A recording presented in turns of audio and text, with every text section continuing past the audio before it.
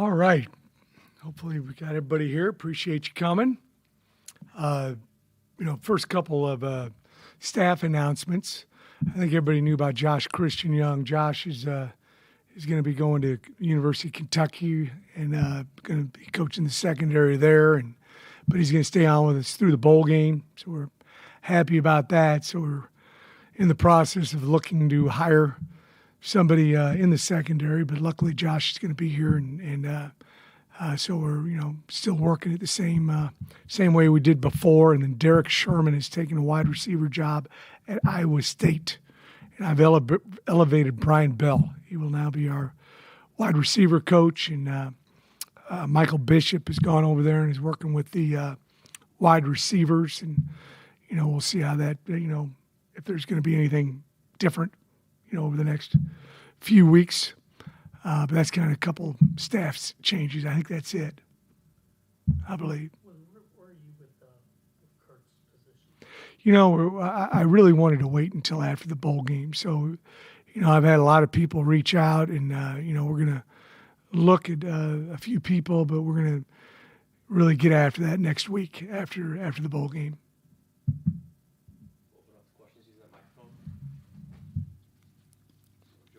And Kevin McAdams done a really nice job with, he's done a really good job of keeping everything together down in that department. I'm really, really happy that with the job he's done. Willie, more of a kind of a post-bowl question, but you're working on the game, but the moving of the transfer portal to that January 2nd, how has that changed maybe how you guys have to jump on things so quickly, and it's only one shot this time? Well, you got to be educated with everything. We've got everybody playing in the game, and so we're excited about it. But we realize that there'll be some things happening, on the January 2nd through the 16th. But we really want to keep as many of these guys here as we possibly can. So, you got to address each situation when it occurs. And you anticipate what ifs, but that's about the extent of it. You don't want to go overboard. Are there obvious needs or just in terms of? Yeah, we'll you always want to you want to try to bring in somebody where you think there's an area that you need immediate help, but also a place where the guy's going to start and play for you a bunch. That's what you'd like. If the guy's going to come and be a backup, that'd probably be the wrong guy to bring for us at this point in time. So, we'll take it as it comes and make decisions based on that. Willie, with Michael Bishop, obviously you guys have your prior relationship, and he has his experience and accolades. What does he bring to this locker room? Well, he's one of the most competitive guys I've ever coached. I coached him at Blinn for a couple of years, and he's very, very competitive and probably ahead of his time as far as quarterbacks are concerned when he, the style of play. He's a great drop-back passer, but also a great run guy and scrambler and all that different kind of stuff. But, he's done a really good job. He's been a head coach for a while now, so he understands offensive football. And, we could probably put him any place over on the offensive side of the ball and do a great job for us. Willie, has Derek Sherman left? Is he going? Yeah. And so Brian Bell is Officially. coach? Yes. Yes. Willie, before we get into the current roster, you had 9 new players out there today to get a chance to see them. What were your just thoughts on getting them in here and then just sort of getting them acclimated? Well, that was neat. It's good to have them here. I think they're all very, very excited. I saw a couple of them talking to each other back behind the offense or behind the defense. I said, don't talk to them, talk to a veteran and see what's going on. And this will give them a little bit of an advantage over some of the other guys with what they're doing. But, it's great to have them. We have I believe we had 9 guys, correct? Yes, sir. Yeah. One offensive lineman. 2 offensive linemen, that's right. Noah and Rhett. And then we had 1 linebacker and 1 quarterback and, 3 DBs, counting Paris. He's going to work more defensive back this week. And then a couple wide receivers. So, it's neat. Good to have those guys here.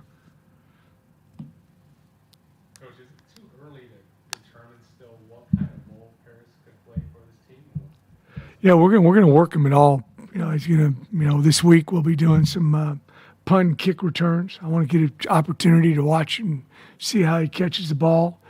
In high school, you don't really have the accurate punts that you have most of the time in college. So they don't get an opportunity to catch them in the air. Oftentimes, I've had a great punt returner one time, and he had all sorts of yardage with punt returns, and he went back and watched his high school. He never caught one in the air because none of the punts could he catch it in the air. That was in a different state where the punters weren't quite as good. But yeah, we're going to watch him do that. We're going to have to practice. Like those guys stayed and worked out a little bit just now, and I think we did 20 snaps of 7-on-7.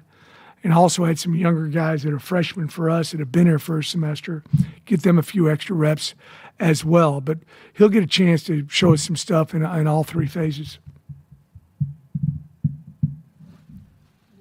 Willie, now that you're kind of diving into LSU the last couple of weeks, so what jumps out and it's kind of just the challenge there? Big team. They're really big on the offensive line. Two really active interior guys on the defensive line. Big, tall, and long in the secondary. You don't see that a lot of schools. So they're really talented squad. I mean, I think they've been a top 10 recruiting class, last 3, 4, 5 years. So obviously got a lot of very good players. I don't know if you had any reaction to seeing 3 Houston area high school football teams appearing in state championships. Yeah, that was outstanding. I'm really proud of those guys, and I think we sent something out about a couple of the coaches, are former Cougs, Stephenville and North Shore. Both those guys played here.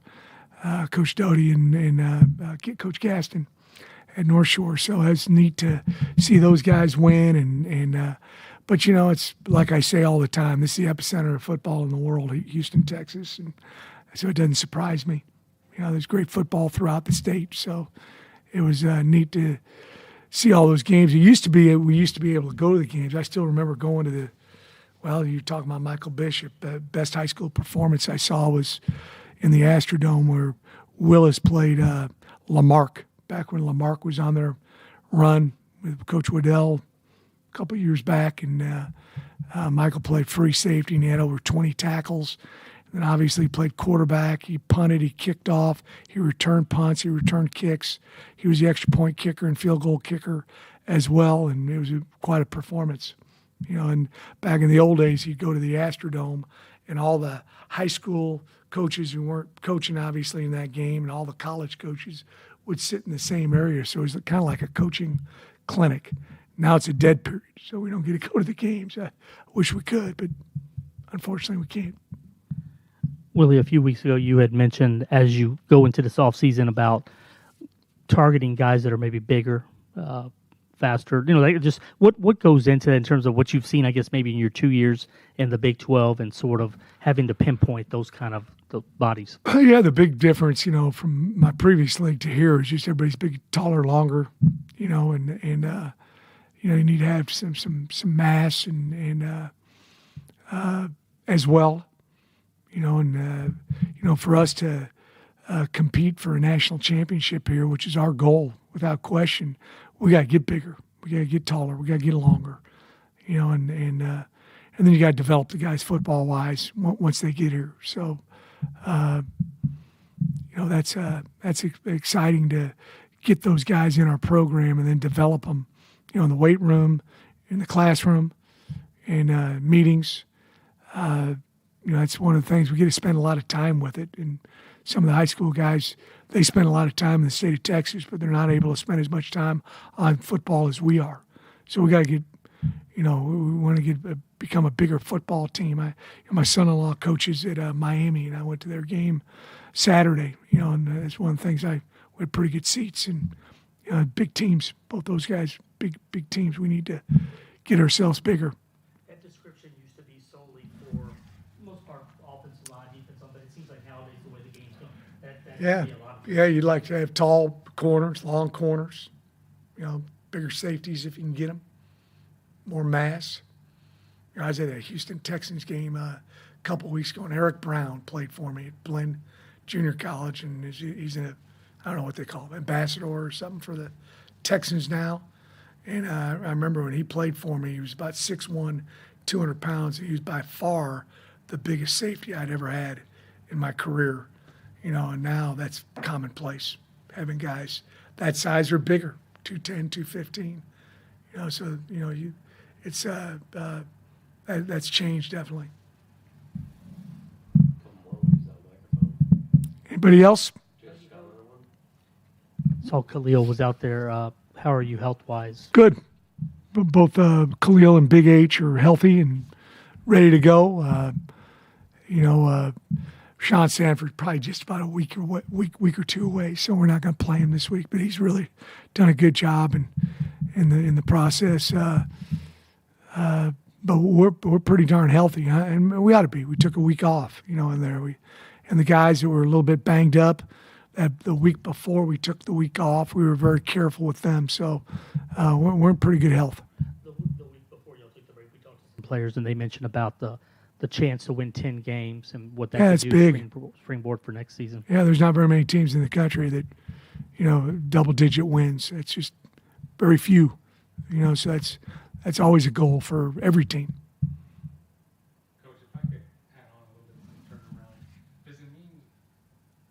turnaround, does it mean a little bit more to you that you're? I don't even know if that speaker's on, that microphone's on, is it? Okay. Does it mean a little bit more to you that you were able to do it with some of the staff that you brought over and that you had prior relations to that you guys? Yeah, these guys are great coaches. We're very, very fortunate that we've got a super staff. They work really well with each other. We improved and shoot in a lot of areas. But it's great to. That's one of the reasons why it was so easy. I've watched Brian Bell. I've known him a long time, and he's a great coach. And it took me about a tenth of a second to make that move. So so it's good when you have guys and you can promote guys internally as well. But yeah, it's fun to have the same guys and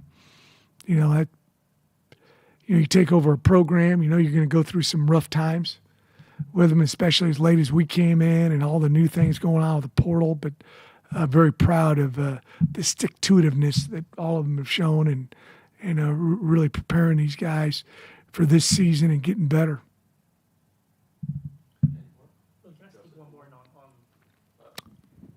On the, we talked about a lot of members of your secondary this year, but Zelmar better, what he's kind of brought to you. Yeah, I think Zelmar's done an excellent job. I really try as hard as I can to keep guys healthy during the year. You do a lot of stuff and a lot of practicing, and oftentimes guys get banged up, and another guy gets an opportunity. We haven't been that banged up in the secondary, so he's played a couple hundred snaps, played in the kicking game as well. But normally, in a normal year, he probably would have started 5 or 6 games. He's a really good football player. I hope he gets into a camp because I think he deserves it. He's tall, he's long, he's fast, he's tough. And he's been an excellent addition to our team. You met his dad? Yeah. Dad is a world champion boxer. Many years ago, he fought a lot of. He's out of Philadelphia. Philadelphia had a lot of great fighters. Number one guy, probably Smoking Joe Frazier, right? Is a boxer. You from Philly? No, I'm a fan. You're a big boxing fan? So am I. Anybody else? All right. Thank you.